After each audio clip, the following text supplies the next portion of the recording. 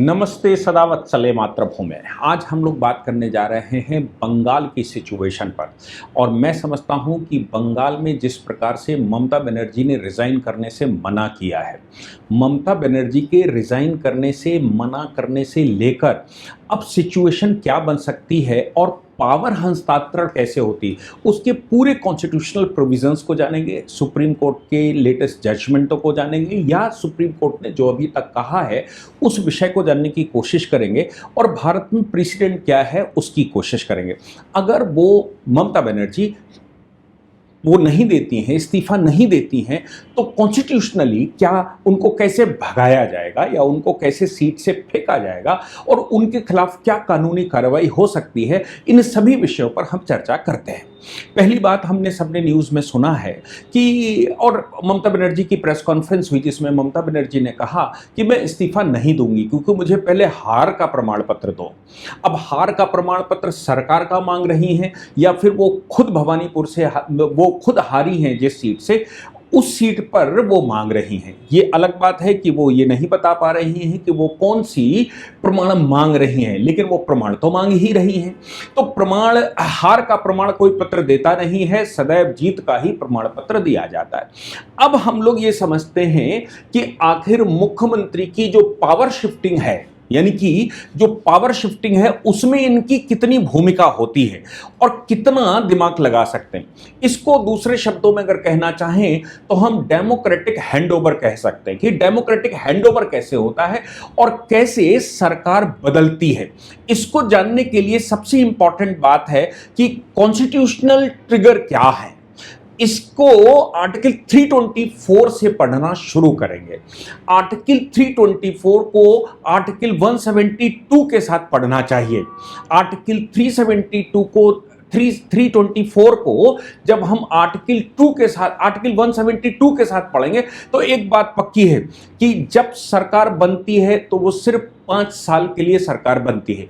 5 साल के बाद उसकी वैलिडिटी अपने आप खत्म हो जाती है। तो अब जब वैलिडिटी उसकी खत्म हो गई तो सत्ता हस्तांतरण, टेक ओवर कैसे होगा, ये बड़ा सवाल है। टेक ओवर करने के लिए जब 172 में ये बात लिखी है कि इलेक्शन कमीशन ने सरकार बनवाने के बाद, यानी कि चुनाव करवाने के बाद जब इलेक्शन कमीशन ने को अपने आप एक्टिविटी मिलती है या कोई करता है, तो याद रखिएगा आर्टिकल 172 के मैंडेट को अगर 324 के साथ पढ़ते हैं तो इलेक्शन कमीशन के पास प्लेनरी पावर होती है। इलेक्शन कमीशन का काम ही यही है कि वो हर 5 वर्ष के बाद चुनाव करवाए। अगर पहले सरकार ना गिर गई हो तो 5 साल के बाद चुनाव करवाकर नया हाउस बिठाएगा, ये इलेक्शन कमीशन का काम है।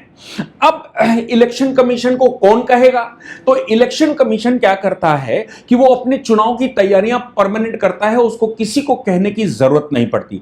कभी अगर उसको स्पेशल उसकी जरूरत पड़ेगी, यानी कि स्पेशली कुछ कहने की जरूरत पड़ेगी, तो ऐसी परिस्थिति में वो नोटिफिकेशन जारी करवाता है प्रेसिडेंट से। सभी लोग प्रेसिडेंट से करवाते हैं क्योंकि भारत में अगर कोई नोटिफिकेशन जारी करेगा तो वो प्रेसिडेंट ही करता, चाहे मिलिट्री का मतलब आर्म फोर्सेस का नोटिफिकेशन हो, पार्लियामेंट संसद ने जो कोई भी निर्णय लिया हो उसका कोई गजट करना हो, और या फिर सरकार ने कोई निर्णय लिया हो उसको गजट करना हो, और या फिर कोर्ट के पास ये पावर होती है कि वो सीधा बिना गजट की जिस दिन वो अनाउंसमेंट करते हैं उस दिन वो एग्जिस्टेंस में आ जाता है। ऐसे ही फाइनेंस कमीशन अगर अपनी रिपोर्ट बनाता है तो प्रेसिडेंट उसको अनाउंस करता है। और इलेक्शन कमीशन का जो काम है, भारत में कोई भी कॉन्स्टिट्यूशनल बॉडी है कोर्ट को छोड़कर, वो सभी कॉन्स्टिट्यूशनल बॉडियां प्रेसिडेंट के माध्यम से ही गजट करवाती हैं, यानी कि गजट नोटिफिकेशन प्रेसिडेंट या गवर्नर करता है, इसमें कोई नई बात नहीं है। तो फिर इलेक्शन कमीशन अपने आप सुमोटो, उसके पास प्लेनरी पावर है।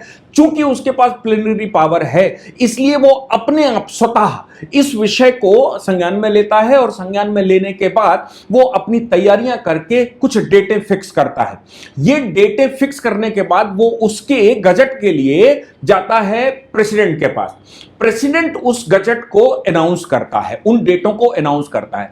अब सवाल यह पैदा होता है क्या प्रेसिडेंट डेटें बदल सकता है? और सुप्रीम कोर्ट ने कई बार कहा है, आपको जेम लिंग 2 वाला मामला याद होगा इन री 174 वाला मामला याद होगा, जो मोदी जी जिस समय गुजरात के मुख्यमंत्री हुआ करते थे और उस समय उन्होंने अर्ली रिजिग्नेशन दे दिया था, जेम लिंगदो ने चुनाव करवाने से मना कर दिया था। प्रेसिडेंट भले ही उनसे पूछ रहे थे, लेकिन क्या प्रेसिडेंट को वो डेटें बदलने का राइट है? तो सुप्रीम कोर्ट कहता है नहीं, प्रेसिडेंट को कोई भी राइट नहीं है। प्रेसिडेंट को केवल एक राइट है और वो है कि जो इलेक्शन कमीशन ने तय किया है उसको प्रनाउंस कर दे, उसको गजट कर दे। यानी कि इलेक्शन की गजट नोटिफिकेशन आ जाती है कि भाई इस वर्ष का चुनाव याद से लेकर यहां तक होगा।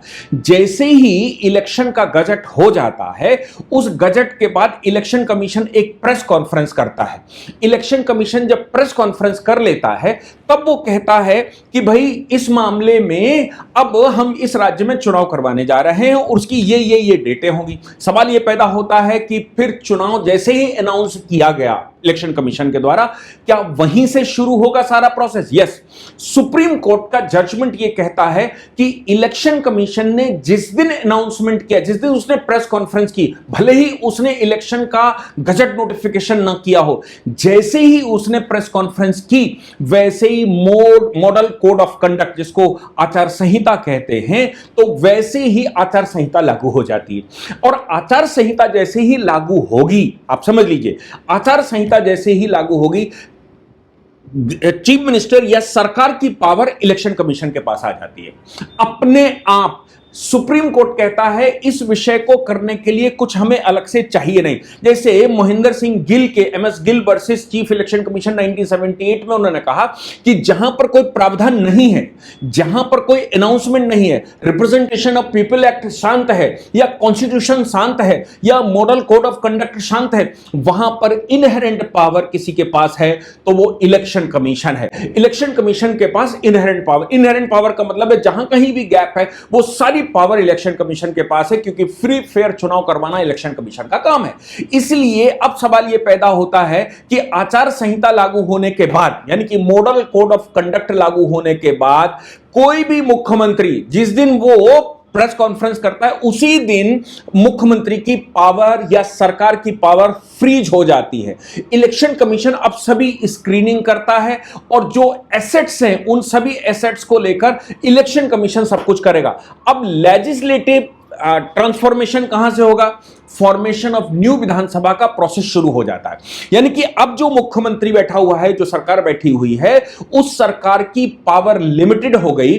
सरकार बैठी जरूर है लेकिन वो लिमिटेड पावर के साथ है और इसके साथ ही सरकार की जितनी पावर है वो सारी पावर इलेक्शन कमीशन के पास आ जाती है। यानी कि जिस दिन आर्टिकल 172 के अनुसार 5 वर्ष पूरे हुए, 5 वर्ष पूरे होते ही पावर इलेक्शन कमीशन के पास अपने आप आ जाती है, कोई नोटिफिकेशन नहीं, कुछ नहीं। और पावर जब उसके पास आई और जिस दिन उसने मॉडल कोड ऑफ कंडक्ट लागू किया, यानी कि जिस दिन उसने प्रेस कॉन्फ्रेंस किया, उस दिन ही उसके पास सारी पावर आ जाती है। अब उसके पास अगर सारी पावर आ गई तो आने के बाद पूरी मशीनरी अब उसकी मशीनरी हो जाती। चीफ सेक्रेटरी से लेकर डीजीपी तक उसको बदलने का राइट होता है। जैसे सरकार को जितनी पावर होती वो सारी पावर अब ट्रांसफर हो गई इलेक्शन कमीशन को। इलेक्शन कमीशन पूरी शक्ति का इस्तेमाल करता है। अगर सरकार बैठी हुई है, जो इस समय सरकार बैठी हुई है, कंटिन्यू है, वो सरकार को भी कुछ करवाना है, उस सरकार को कोई निर्णय लेना है, उस सरकार को कोई ट्रांसफर पोस्टिंग या कुछ और करना है, तो ऐसी परिस्थिति में वो एक रेजोल्यूशन बनाकर इलेक्शन कमीशन को देगा। इलेक्शन कमीशन जब उसको अप्रूव करेगा तभी चीफ सेक्रेटरी उसका पब्लिकेशन कर सकता है, तभी चीफ सेक्रेटरी निर्णय लेगा। चीफ सेक्रेटरी भी अब प्रदेश में निर्णय बिना इलेक्शन कमीशन के नहीं ले सकता, क्योंकि चीफ सेक्रेटरी इलेक्शन कमीशन के मातहत आ गया। बंगाल में हमने देखा कि चीफ सेक्रेटरी को इलेक्शन कमीशन ने बदल दिया। बंगाल में हमने देखा कि डीजीपी को इलेक्शन कमीशन ने बदल दिया। बंगाल में हमने देखा कि होम सेक्रेटरी को बदल दिया। बंगाल में हमने देखा कि डिस्ट्रिक्ट मैजिस्ट्रेट और आईएएस ऑफिसर, जो भी आईपीएस आईएएस बैठे होते, उनको इधर से उधर ट्रांसफर किया। क्यों? क्योंकि इस पूरी शक्ति इस समय इलेक्शन कमीशन अब सरकार बन गई एक तरह से। इलेक्शन कमीशन इसलिए सरकार नहीं बन गई क्योंकि कोई नोटिफिकेशन हुआ। इलेक्शन कमीशन इसलिए सरकार बन गई कि आर्टिकल 172 के अनुसार जिस दिन वो खत्म हुआ, जिस दिन 5 साल पूरे हो रहे हैं, 5 साल पूरे होने से, यानी कि जिस दिन पहली मीटिंग हुई होगी इलेक्शन पिछले मुख्यमंत्री की, उस दिन जिस दिन शपथ दिलवाई होगी, उस दिन से लेकर 5 वर्ष जब पूरे होंगे उसकी वैलिडिटी खत्म हो जाती है, उससे पहले इलेक्शन कमीशन आ जाता है और इसीलिए वो सरकार की पावर भी सारी ले लेता है। और अब केवल वो बैठेगा मुख्यमंत्री, और मुख्यमंत्री को भी कुछ करना है, सरकार को भी कुछ करना है। विधानसभा अब बुलाई नहीं जा सकती, कोई बड़ा निर्णय नहीं लिया जा सकता, कोई फाइनेंशियल निर्णय नहीं लिया जा सकता, किसी प्रकार का कोई ऑर्डर नहीं किया जा सकता सरकार के द्वारा, क्योंकि अब सरकार नहीं हो गई है इलेक्शन कमीशन। ये पावर ट्रांसफॉर्मेशन हुआ, ये पावर ट्रांसफर हुई, किससे हुई? ये किसी के कहने की जरूरत नहीं, आर्टिकल 172 से ये ट्रांसफर हुई। अब दूसरी बात आती है, इलेक्शन हो गया, इलेक्शन होने के बाद, यानी कि चुनाव आयोग ने चुनाव की डेटें फिक्स कर दी थी, इलेक्शन हो गया। इलेक्शन होने के बाद अब नया चक्कर फंसा कि क्या हैंडओवर टाइमलाइन कुछ है? यस, हैंडओवर टाइमलाइन है। सेक्शन 73 जब हम रिप्रेजेंटेशन ऑफ पीपल्स एक्ट पढ़ते हैं तो उस दिन वो एक नोटिफिकेशन करता है। जब वो नोटिफिकेशन कर देता है, अब देखिए इलेक्शन काउंटिंग हो गई पूरी, इलेक्शन हो गया, काउंटिंग पूरी हो गई। काउंटिंग पूरी होने के बाद जो कैंडिडेट जीते होंगे उन कैंडिडेट्स को वहां का रिटर्निंग ऑफिसर, जो कि इलेक्शन ऑफिसर होगा, वो एक सर्टिफिकेट देगा। डिस्ट्रिक्ट मैजिस्ट्रेट जनरली होता है, वो सर्टिफिकेट सभी विधायकों को दे देगा कि भाई हम सर्टिफाई करते हैं कि आप इस चुनाव में जीत गए। जब पूरे सारे चुनाव हो जाएंगे और ये सर्टिफिकेट इश्यू हो जाएंगे, और वो सर्टिफिकेट इलेक्शन कमीशन, चूंकि इलेक्शन कमीशन ही करवा रहा था, इसलिए इलेक्शन कमीशन अब सेक्शन 73 के तहत नोटिफिकेशन करेगा। किसी सरकार से उसको पूछने की जरूरत नहीं। 73 में नोटिफिकेशन क्या करेगा कि भाई हमने चुनाव पूरा कर लिया है और अब गवर्नर को हम पावर टेक ओवर करते हैं। देखिए बड़े ध्यान से, पावर कहां से आई? मुख्यमंत्री जो सरकार बनी थी पिछली वाली, जो गवर्नर ने उसको अनाउंसमेंट किया था, उसके बाद जैसे ही 5 वर्ष पूरे हुए, वैसे ही या उसके पूरे होने से पहले ही पावर चली गई इलेक्शन कमीशन को। इलेक्शन कमीशन ने चुनाव करवाया, चुनाव करवाने के बाद उसने अनाउंसमेंट किया और अब वो एक नोटिफिकेशन जारी करके पावर हैंडओवर करेगा गवर्नर को। मुख्यमंत्री के पास पावर नहीं गई, सरकार के पास पावर नहीं गई, पावर अब ट्रांसफर हुई गवर्नर को। और गवर्नर के पास जब पावर चली गई तो गवर्नर, अब देखिए इसमें रोल आता है गवर्नर का, क्योंकि अभी सरकार बैठी जरूर है। एक कर्टसी ये है कि पूरी परंपरा ये थी कि भाई मुख्यमंत्री जब हार जाता था तो जाकर इस्तीफा दे देता था अपनी तरफ से पहले से। ये कोई कॉन्स्टिट्यूशनल मैंडेट नहीं है, ये किसी प्रकार का संवैधानिक प्रावधान नहीं है कि उसको रिजिग्नेशन देना ही पड़ेगा। किसी कानून में नहीं लिखा है कि चीफ मिनिस्टर का रिजिग्नेशन आवश्यक है। चीफ मिनिस्टर अपनी कर्टसी में रिजिग्नेशन देकर आता है, उसके बाद गवर्नर एक नोटिफिकेशन जारी करके और यह कहता है कि नई विधानसभा अब हम बिठाएंगे और नई विधानसभा के लिए अब आप लोग आ जाइए। ये 73 का, सेक्शन 73 का जैसे ही नोटिफिकेशन हुआ वैसे ही जन्म हो गया, यानी कि बर्थ ऑफ द असेंबली हो गया। असेंबली की बर्थ होने के बाद की बात बिल्कुल क्लियर हो गई कि भाई अब नई असेंबली बैठेगी, इलेक्शन कमीशन बोल दिया। अब गवर्नर का स्टेटस क्या होगा? सवाल यही है कि गवर्नर अब पावर पूरी अपने पास रखेगा और गवर्नर न्यू रेगुलेशन के अनुसार उनको बुलाएगा और बुलाने के बाद कहेगा कि भाई आप में से जिसकी मेजॉरिटी है। यहां पर गवर्नर को 164 में ऑफिस की ओथ दिलवाते समय स्पेशल पावर होती है। स्पेशल पावर से मतलब यह है कि वो अब अपने सूत्रों से यह पता करेगा कि जिसको वो शपथ दिलवाने जा रहा है वो स्थायी रूप से सरकार बनाने में सक्षम है कि नहीं। कभी कभी सबसे बड़ी पार्टी जो है उसको बुला लेता है और कभी कभी कोलिशन को बुला लेता है। ऐसा बहुत बार होता है कि वो यहां पर उसको डिस्क्रिशनरी पावर होती है, क्योंकि फॉर्मेशन ऑफ द गवर्नमेंट ये काम है गवर्नर का। अब गवर्नर क्या करता है कि उसको बुलाता है, बुलाकर जिस उसकी अपनी कॉन्स्टिट्यूशनल समझ के अनुसार जिसको उसको उचित लगता है उसको बुलाकर वो शपथ दिलवा देता है। फिर उससे कहेगा कि मैं शपथ दिलवा सकता हूं केवल, लेकिन 164 में उसने ये काम कर लिया था, मैं केवल तुमको वो दिलवा सकता हूं, शपथ दिलवा सकता हूं, लेकिन तुमको अब विधानसभा के पटल पर जाकर अपनी मेजॉरिटी प्रूफ करनी होगी। जिस दिन गवर्नर ने शपथ दिलवा दी उस दिन पुराने मुख्यमंत्री का ऑटोमेटिकली अस्तित्व खत्म हो जाता है। यहां पर एक बात क्लेरिफिकेशन की आवश्यकता है कि कभी अगर मुख्यमंत्री रिजाइन करने जाता है तो गवर्नर कहता है कि जब तक मैं नई शपथ ना दिलवा दूं तब तक मैं अस्थायी रूप से तुमको यहां सरकार चलाने के लिए न्योता देता हूं। अब अगर वो रिजाइन ना करे या फिर वो रिजाइन करने के बाद ओथ मतलब उसको कंटिन्यू करने से मना कर दे तो ऐसी परिस्थिति में गवर्नर तत्काल एक मिलीजुली सरकार भी बना सकता है, सभी पार्टियों की सरकार भी बना सकता है, और अगर कोई परिस्थिति ना बने तो फिर वो गवर्नर रूल या प्रेसिडेंट रूल भी लगा सकता है, और प्रेसिडेंट रूल लगाने के बाद ऐसा कर सकता है। यानी कि अगर वो रिजाइन करने से मना कर देती हैं तो वो कंटिन्यू रहेंगी, कंटिन्यू रहते हुए गवर्नर नई ओथ जिस दिन दिलवा देगा उस दिन article 172 read with 324 read with 164 इन सबको अगर and section 73 peoples representation act in सबको अगर आप साथ में लगा देंगे तो स्थिति एकदम क्लियर हो जाएगी। और क्लियर क्या हो जाएगी कि नया मुख्यमंत्री अब मुख्यमंत्री कहलाएगा, और वो तब तक मुख्यमंत्री कहलाएगा जब तक कि विधानसभा से उसकी मेजॉरिटी डिस्प्रूव नहीं हो जाती। ममता बनर्जी अगर सीट पर बैठी हुई हैं और वो कहती हैं मैं रिजाइन नहीं करूंगी तो भी ऑटोमेटिकली कॉन्स्टिट्यूशनल मैंडेट से उनकी सत्ता समाप्त हो जाती है। इस चीज को ध्यान रखना।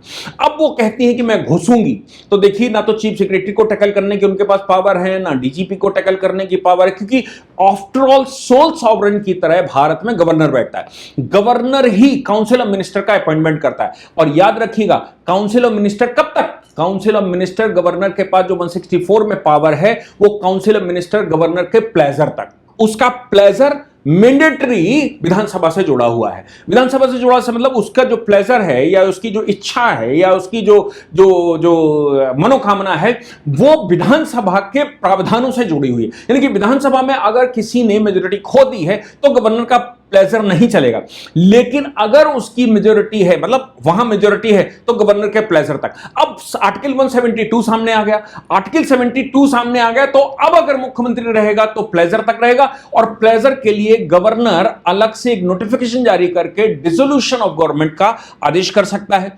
वो असेंबली डिसॉल्व करने का आदेश तो पहले ही करता है और नई असेंबली बनाने का आदेश भी देता है। यहां तक कि असेंबली जब बनती है तो असेंबली बनने के लिए बनने पर जब विधानसभा शुरू होती तो भी गवर्नर के गजट की आवश्यकता पड़ती है, गवर्नर उसको अनाउंस करता है। यानी कि कॉन्स्टिट्यूशन ये कहता है कि असेंबली कौन बुलाएगा, तब गवर्नर बुलाता है, चाहे वो कोई भी असेंबली बुलाता हो। अगर असेंबली कंटिन्यू नहीं है तो गवर्नर उसको बुलाएगा, और एक बार साल में गवर्नर अपनी सरकार, क्योंकि सरकार गवर्नर की टेक्निकली होती है, कॉन्स्टिट्यूशनली होती है, उसकी कंडीशन ये है कि उसके एड एंड एडवाइस के लिए काउंसिल ऑफ मिनिस्टर होगी, और ये जो काउंसिल ऑफ मिनिस्टर उसकी एड एंड एडवाइस के लिए है वो वही हो सकती है जिसकी विधानसभा में मेजॉरिटी हो।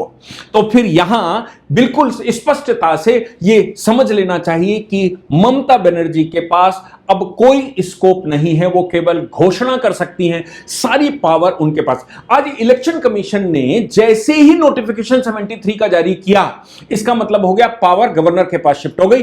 अब गवर्नर उसको ड्यू प्रोसेस में आगे बढ़ाएगा। ममता बनर्जी या मुख्यमंत्री का कोई भी यहां पर रोल नहीं है। वो अपने मन में मेंटल साइकेटिक सिचुएशन में कह सकती हैं कि मैं मुख्यमंत्री हूं, ऐसा कोई भी सोच सकता है। बहुत सारे लोग कहते हैं मैं खुद ही राजा हूं, लेकिन कॉन्स्टिट्यूशनली ममता बनर्जी के पास कोई पावर नहीं होगी। मैंने ये कॉन्स्टिट्यूशनल प्रोविजन पूरे एक्सप्लेन करने की कोशिश की है कॉन्स्टिट्यूशनली प्रावधानों के तहत, और इससे पहले सुप्रीम कोर्ट के जजमेंटों को भी मैंने साथ में बताया है कि सारी पावर ये कैसे ट्रांसफॉर्म होती है और कैसे चलती है। मैं समझता हूं ये क्लैरिटी इसमें आ गई होगी। अगर हमारे स्टूडेंट हैं तो आपको पता होगा कि मैंने उस समय भी ये सब एक्सप्लेन किए होंगे जिस समय आप बैच में पढ़ रहे होंगे, या जो ऑनलाइन स्टूडेंट्स हैं उनके लिए ममता बनर्जी का जो इलस्ट्रेशन है, इस इलस्ट्रेशन के साथ सारे प्रावधानों को पढ़ना एक प्रैक्टिकल एक्सपीरियंस होता है, इसीलिए मैं इनको प्रोनाउंस करता हूं। जय हिंद, जय भारत, वंदे मातरम।